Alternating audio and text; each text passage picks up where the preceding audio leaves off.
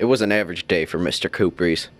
He was sitting at home, lifting some weights, like usual. It's just a normal day. I was just lifting weights, and my baby was sitting here, you know. Till somebody came into his house.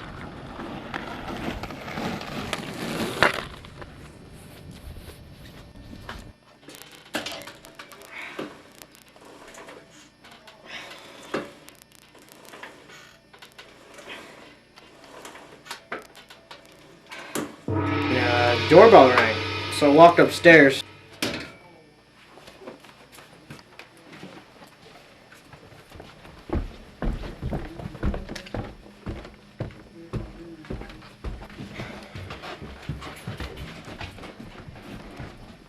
And the answer door, no one was there. I don't know, I went in the living room, just checking stuff out, you know. And then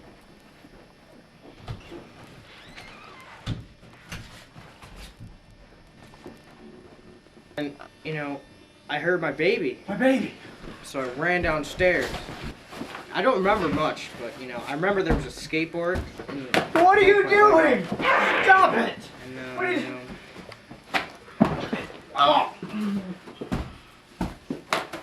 Oh! Oh! I'm gonna punch you in the balls! This is for calling me a poser! that day I lost more than my leg. I lost my baby.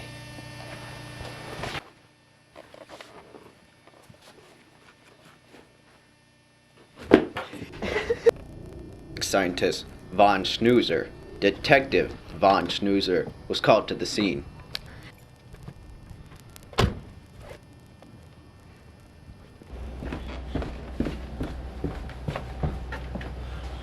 Oh my god!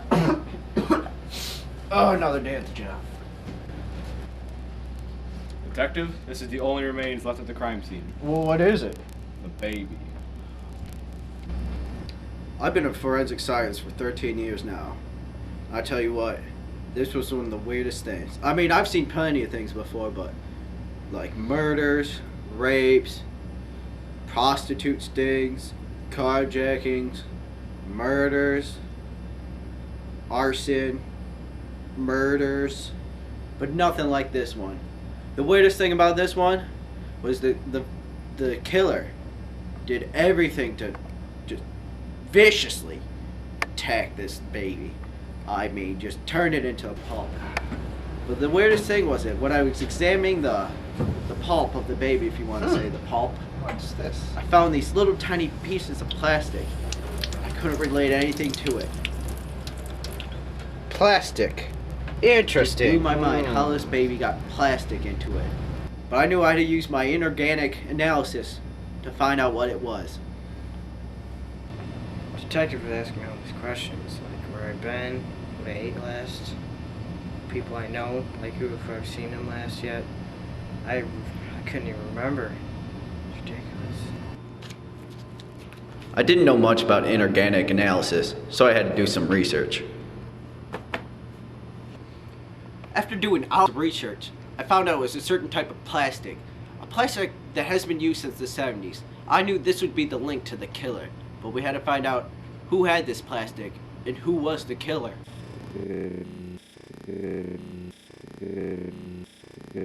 All I heard from the media was that there was a short guy and, you know, some yellow plastic involved, and it's reasonable that they suspect me because, you know, I'm short and I work at a plastic factory, but it can't be me because that night I was at Applebee's. I had the greatest sundae.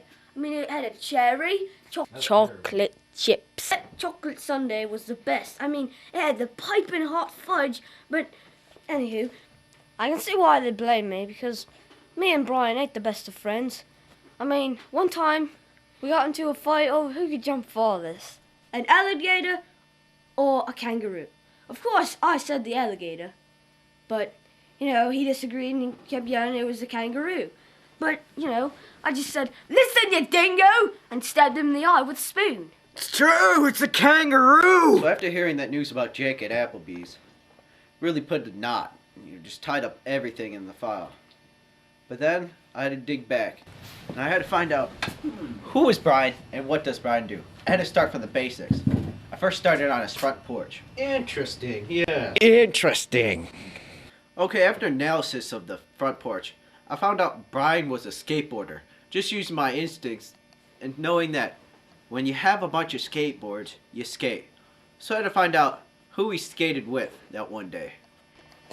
The detective asked me a bunch of questions, like who I've been skating with that day, and I do remember this one kid. He's really faggy looking, and he's got this retarded skateboard. It's all yellow and plastic, and all this goofy gear on. He said, "Hey, can I skate with you guys?"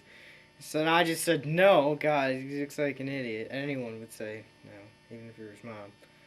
And, I remember him acting really dumb, and then he skated away. Micah Kalena was a quiet neighbor kid who never could really fit into the scene. I went over to interview Mr. Kalena's house, but surprisingly, nobody was home.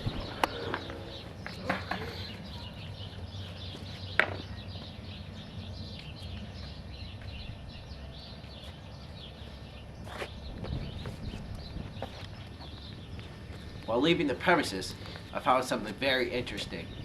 A yellow skateboard with plastic. This is it! This is the clue! The clue! It was clear that this skateboard was the murder weapon, and it was just ironically found at Micah Kalena's house. I took the sample back to the lab. I put in the atomic absorption spectrometer. This measured out, and I could find out what it was.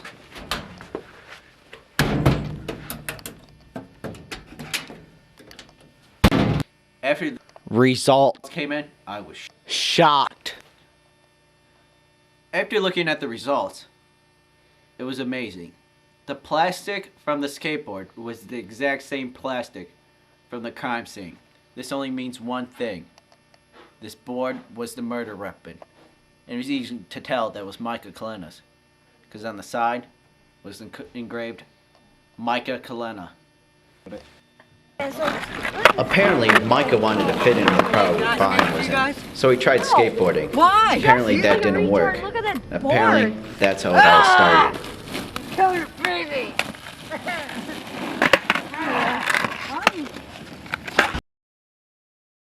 Okay. After we figured out who was the killer and what was the motive, the easiest thing was to book him. Police came in and took him right away. He plead guilty. Easy thing done. But the hard thing is the rehabilitation to the family. But thanks to inorganic analysis in Chapter 6 in the forensics book, we did it. We solved the crime. Case closed. Now that sicko is captured, go back to my everyday activities. Walking on one foot.